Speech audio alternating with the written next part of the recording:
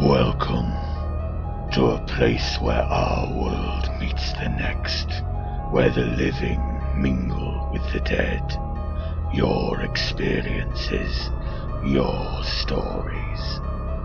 Why not stay a while and join us on a fantastic journey to the other side?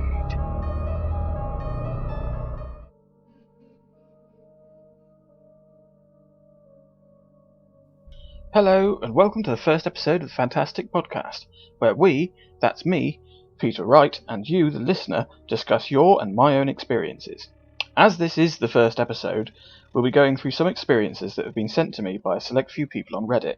If you would like to send me your own experiences, please feel free to drop me an email containing your experience at phantasticpodcast@outlook.com. That's phantasticpodcast@outlook.com. Fantastic with a PH, not an F. Okay, so now that obvious bit of scripting is done, so I had to script the first bit because I didn't entirely know how to start it, we can get into the main meat of the podcast. So yeah, me, as I've already said, my name's Peter, and I've been very interested in the paranormal, as in spirits, phantoms, ghosts, all of the above, for years and years and years. I have a whole host of experiences of my own, and I thought it would be quite a good idea to start up a podcast where we can discuss different experiences and what might be causing them, and where they come from, how they started, and if there's anything we think we can do to stop it. Or maybe you don't want to stop it, maybe you want to live with it, which is also perfectly fine. I mean, I've lived with a few spirits myself. I personally find them not to be too harmful. As long as you sort of let them get on with doing what they want to do, they'll generally leave you alone. So yeah, that's a little bit about me. So without further ado, let's get on to some stories that have been sent. Okay.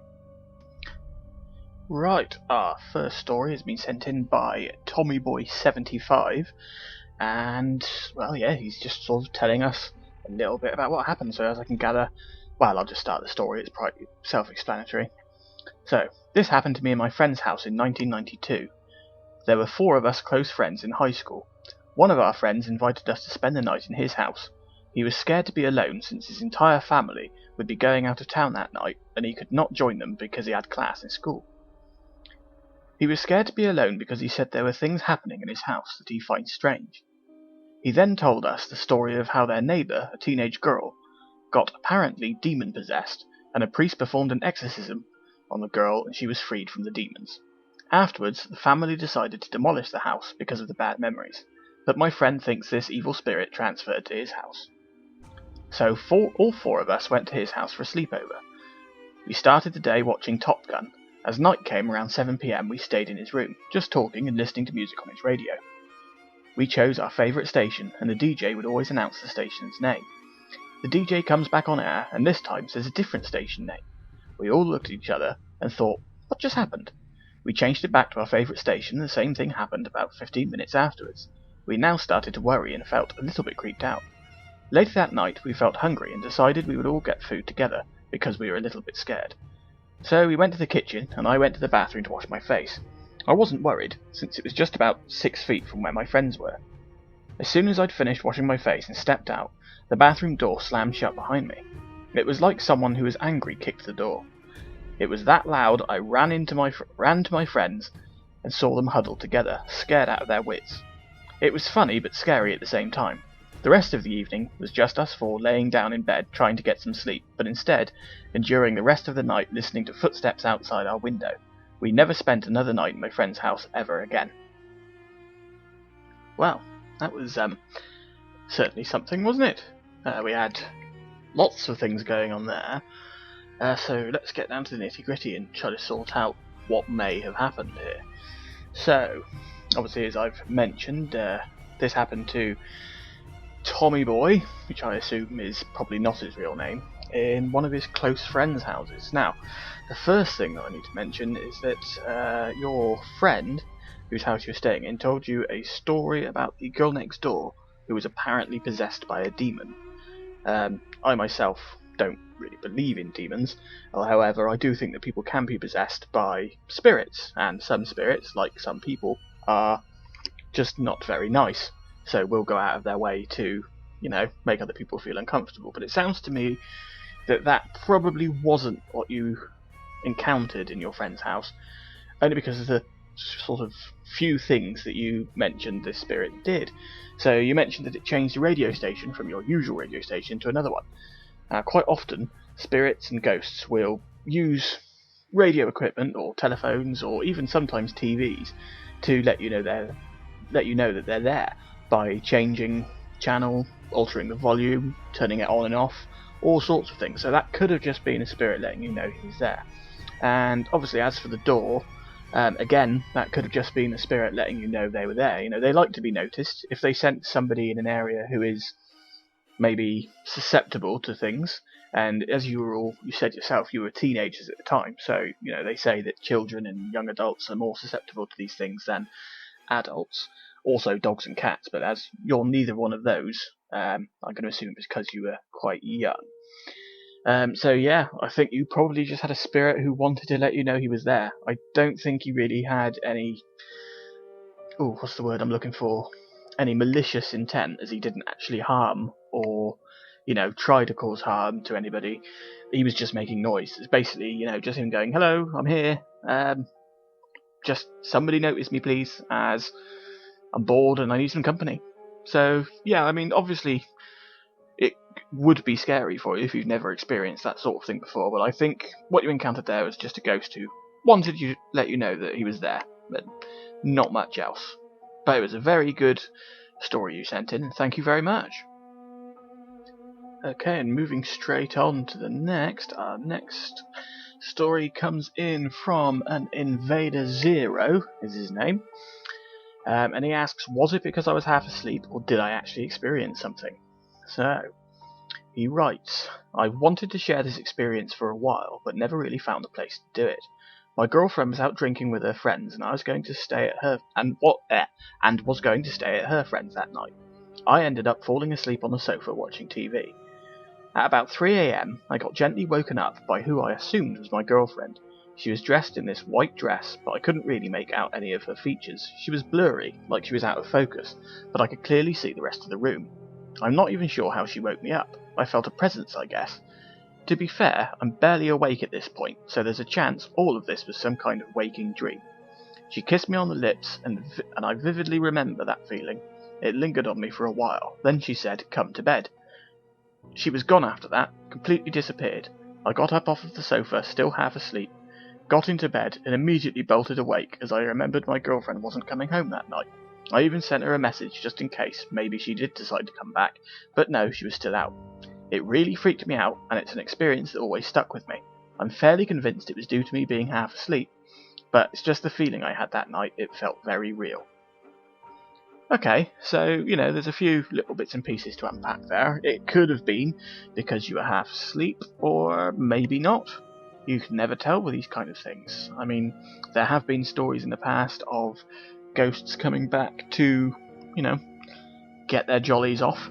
Like, I believe there's a place in, I think it's actually in America somewhere, where there's a very famous haunted pub, and there's a bedroom that if you sleep in, supposedly, an old female worker, or possibly wife, I'm terribly sorry, I haven't researched this at all, I just heard about it a while ago, of somebody, basically appears in that bedroom and sleeps with the customers. So that would be a fun evening away, wouldn't it? It'd be something to tell your friends the next morning. I went to a lovely little pub the other day, and yeah, long story short, I'm a necrophiliac. Didn't realise until afterwards, but there you go. How can you change these things? But no, so I think it could easily have been somebody who maybe lived in that house in the past, or is connected to the world by, love and things like that. But again, it could also easily have just been a half awake, half asleep dream. I guess we'll never know. But yeah, please do feel free to send me an update on whether or not it happens again. I'd be more than interested to hear, any updates from that. So yeah, on to the next. Okay, so this one has been sent in by It's Mo Smith, and yeah, he's asking, did you ever experience this when you were a child? So let's see. I'm only sending this to see if other people actually experienced this. or else maybe I was just hallucinating. I've kept this to myself for 18 years and never told anyone, believing that it was just my mind making things up, or maybe some false memories. I doubt it, so I'm curious to see what you guys think. This is one of the first things I can remember in my life. 2. What I consider paranormal things happened to me when I was about 3 or 4 years old. Nothing extreme here, just odd things. I have to say that the 2 things I'm going to mention only happened when I was alone. First, I started experiencing black figures. Best way I can describe it is literally a matte black figure with no reflections, no facial details, no clothes, just a cutout of a human form. They would appear for a tenth of a second only when I suddenly looked at a certain place. I'd never seen a full body, only a head peeking or a hand waving. I know when it's happening because I get that feeling that someone is watching me, and once I look, I see it for a split second, then it disappears. For the hands part, it would happen much closer around my head, so when I get that feeling again of being watched, I would turn my head and would see a black hand with its fingers spread. They'd go around my head as if someone was sitting just behind me.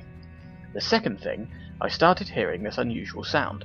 Best way I can describe it is as if someone recorded themselves screaming loud and then they just cut 1/10 of a second of that recording and played it. No beginning, no end, just purely cut out a sample of a scream. They would only happen when I was alone, and when it was completely quiet. I remember it being so loud to the point that it echoed. The 2 things never happened together at the same time, although they did happen at the same period. When they first started happening, I would cry until somebody came. I told my parents about it, but I was 3 or 4, and they just dismissed me and told me to grow up. Siblings would laugh about it, so I started to believe that it wasn't real. It didn't stop, but I stopped being scared. After that, I started making it funny by saying "gotcha" whenever I saw a figure, or repeat the cut-out scream whenever it happens, until eventually it just faded away. To this day, 18 years later, I haven't experienced it, not once, and I actually tried to find it again, because with my fed-up sense of humour, it would be pretty funny. But no, nothing is happening, which makes me believe maybe it wasn't real. But I do know that it definitely happened. Now looking back at it, I'd like to believe that it was my future self travelling back to my younger self, trying to tell me something that I definitely didn't get, or maybe I glitched between time and space. Okay, so there's a fair bit to unload in that one. So the black figures, they're commonly known as shadow figures amongst people who are investigating and interested in this kind of thing. They're generally not considered to be malicious or evil in any way, they're just ghosts that appear in that form. I tend to think of shadow figures as ghosts who either struggle or can no longer form a corporeal form. And as for the, seeing them for the split second when you turn your head, a lot of people report seeing shadow figures in their peripheral vision. Not a lot of people know this, but your peripheral vision is it basically dates back to when we were cavemen, and even before, when we would use it to assess threats or anything. So that side of your vision is more finely attuned to spotting things moving quickly or randomly appearing or disappearing very fast. So, almost to see predators coming at a distance, or, trying to sneak up from the side, or sometimes even behind you. I mean, my peripheral vision is amazing when it comes to spiders. I mean, there could be a spider behind me, directly behind me on the wall, and somehow I'll be able to see it out of the corner of my eye. But, yeah, so shadow figures, nothing really to be worried about, unless you're getting sleep paralysis as well at the same time, but a lot of people sort of poo-poo the idea of sleep paralysis having anything to do with the paranormal, but maybe they haven't experienced it themselves. Also, the unnatural sounds, so the very quick burst of sound. 2 things that could be. So 1, yes, of course it could be a spirit, but there's another thing called an auditory hallucination.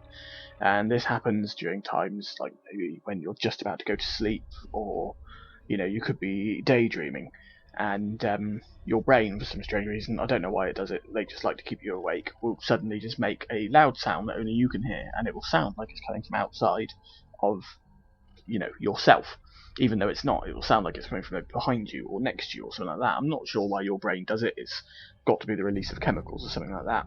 But on the other hand, there have been reports of snippets of sound, so I'm sure you and some of the other listeners have probably heard of something called EVP, which is electronic voice phenomenon.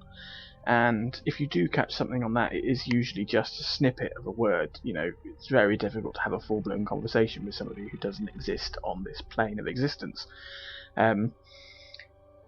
But yeah, again, I wouldn't see it as anything to worry about, as they never tried to harm you or anything like that. It just seems like, again, they were trying to let you know they were there, or maybe even looking out for you, or as you say, keeping you entertained. And as you were a child at the time, you were much more susceptible to that kind of thing, which is why it faded over time. They probably are still there, in the house that you were living in at the time, or maybe in your house if you are still living there. But no, I would say embrace it. And if your family and friends think it's daft, then that's up to them. But personally, yes, I do think you had a paranormal experience there. So you can hold your head up high and know that you've been contacted from something from the other side. Okay, so we've heard a few experiences that have come into me, so I think it's about time that I shared an experience of my own. I will in fact share with you my first experience, which is actually quite nice. You know, at the time, I didn't find it scary because it just wasn't. It was lovely. But I didn't find out until afterwards what was actually happening. So again, it was when I was very young, because, you know, my mother and father split up when I was about 5, and we used to go, me and my elder brother, we used to go and stay with my father when we were children. Yeah, alternative weekends. And I used to go in there, and he had a cat, lovely cat, big ginger cat it was. And that cat used to sleep, you know, sometimes on the bottom of my bed, but most of the time it would sleep downstairs. Anyway, I would wake up in the middle of the night feeling, you know, this cat jump on my bed, and well, I say the middle of the night, I was a child, so it could have been 8 PM for all I knew, but it felt like the middle of the night. And when I'd look down at the bottom of my bed, there would be 2 cats there. One would be black and white, and the other one would be sort of a gingerish colour, but not the same gingerish colour, if that makes sense. And they would just be laying on the bottom of my bed, you know, licking themselves or sleeping, or sometimes they'd look up at me and purr. And I just thought, oh, there's a couple of cats that have got in. So I never really thought anything of it, you know, oh, Dad's cat's let a couple of its mates in through the cat flap.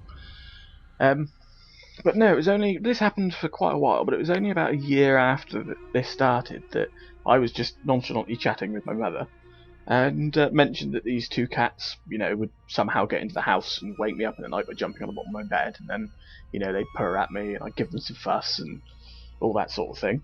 When she informed me that long before me or my older brother were born, when her and my father first bought the house and moved in together, they bought 2 cats.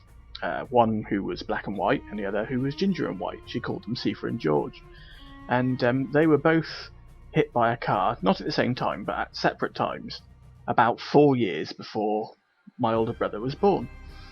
Anyway, she found a picture by talking to my father about it and saying, have you got a picture of the cats? And showed it to me, and well, yeah, it was the 2 cats I'd been fussing. So yes, my first paranormal experience wasn't a visit from, you know, a full-bodied human apparition lurking in the dark somewhere. It was from 2 cats who I'd never met before and lived in that house long before I was born, and would just turn up every night to sleep on the bottom of the bed. I also found out that the reason they slept on the bottom of that bed is before there were any children in that house, that was the cat's room. So they did have a bed in that house, and both cats would sleep on it, rather than sleep anywhere else. So yeah, my first paranormal experiences were being visited by 2 long-dead pussycats, and I loved every minute of it. Okay, so after that, one of my own, let's move on to our last one that's been sent in by somebody calling themselves Broad Carrot, which is probably my favourite name I've ever seen. So, this happened around 2010. Everything is as I remember it was told to me. My dad, who we are going to call R, is the only doctor in his family line, so naturally everyone calls him up when anyone is sick. Every illness, even though he is a surgeon. One night his aunt called him because his uncle, who we are going to call Jay, wasn't feeling so good, and she was worried. My dad went to his uncle's house to check him out. He was in his mid-80s, very clear-minded. He was, and always had been, an intellectual, and my dad found him transferring data from a notebook to his new tablet. They talked while my dad checked his heart rate, blood pressure, etc. It went something like this. Ah, how are you feeling? Jay. I gotta die sometime. I'm not gonna live forever. If it's my moment, I'm just gonna go. Ah, I know. Can I make a deal with you? Jay. Sure. If you die first, can you let me know in some way if there's something after death? Jay, I'm pretty sure I'm going to go first. I don't really think there is anything after this, but okay. If there is, I will let you know. Ah, well, Uncle Jay, everything looks normal. I'll come see you tomorrow anyway, and call me if anything changes. Then Jay rang his kind of doorbell switch he had next to his bed. It was really loud and you could hear it all over the house, to call his maid, and told her to let my dad out, thanked him for his visit, and told him not to worry. At 3 a.m. my dad got another call. It was his aunt. His uncle had passed away. My dad rushed to his uncle's house. He went inside the bedroom and found no heartbeat. When he examined him, he declared time of death and went downstairs with his aunt. They started calling everyone in the family to let them know. One by one, everyone showed up at the house and gathered in the living room. They called the funeral home to make the arrangements and were waiting on them to come pick up Uncle Jay's body. While waiting, suddenly the doorbell that was next to Uncle Jay's bed started ringing. My dad freaked out, thinking he had called time of death too soon, making a mistake. He was concerned because there had been no heartbeat. The bell rang and rang loudly. My dad ran upstairs to see if his concerns were correct, and Uncle Jay was awake ringing the bell. But when he entered the room, Uncle Jay was still laying on the bed, covered by a sheet, and the bell switch on his nightstand was switching on and off by itself. This was kind of a light switch. It can't possibly switch on and off by itself without being pressed. My dad freaked out, realizing it was probably his uncle letting him know there was something after death. He told the rest of the family it was probably something wrong with the electricity, but to this day he still gets chills when he remembers that switching on and off. So, yeah, I think that probably was your great uncle, if it's your dad's uncle, I suppose, letting your dad know that he had passed on and he was there. Because as I've said before, ghosts will use electronic equipment such as radios, TVs, things like that, and if it is a switch then that makes a noise, then yeah, they will use that as well. I used to work in a factory in a lovely little place by the sea, and we had a resident ghost there, and she would play with the electronic devices all the time. So we had a clocking in machine, which you would have to put your thumb on to clock you in and out of work, because everybody kept editing their time cards, so they moved to a thumbprint machine.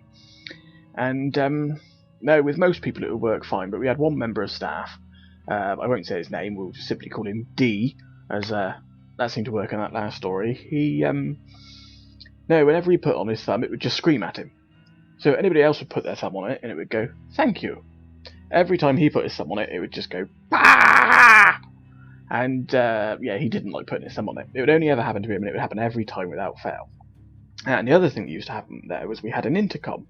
And when you buzzed the intercom, it would go through to the offices upstairs, and then you'd say who was out there, and they'd let you in.